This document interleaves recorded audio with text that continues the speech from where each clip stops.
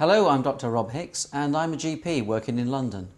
Scabies is a very contagious skin infection which causes intense itching all over the body. It occurs when the scabies mite burrows into the skin, eating its way into the skin. It then in the burrow lays eggs which hatch, and of course when these hatch the new mites perpetuate the infection. Scabies is actually very common.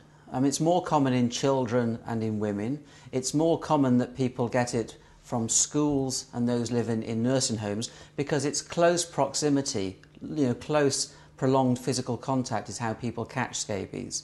It also tends to occur in the wintertime, again because people are spending more time indoors in close proximity with each other. But I think it's very important to highlight that it's not related, or there's no scientific evidence relating it to poor living conditions or poor personal hygiene. Scabies, the mite will infect anybody, it doesn't mind. Now, how people get the scabies infection is through prolonged close physical contact. The mite can't jump and it can't fly. So we're talking about things like prolonged hand-holding, sexual intercourse, sharing a bed with somebody, for example.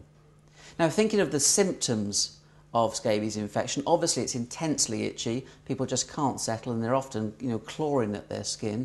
This itch is worse at night and certainly after a hot bath or shower. And often you find red blotchy marks on the skin and the little lines where the mite has burrowed into the skin. Now, all these things help the doctor diagnose scabies. If somebody says they've got intensely itchy skin where they can't get relief, you think, haha, could be scabies.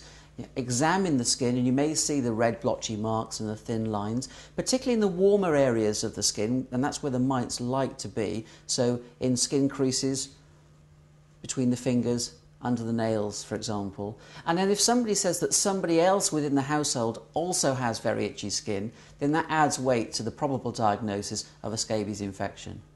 Now, it's good that treatment of scabies is relatively straightforward. We recommend using a cream that's put all over the body that contains an insecticide that kills the mite, and it's recommended that this treatment is repeated 7 days later so that any eggs that have hatched in the meantime also get killed by the insecticide treatment.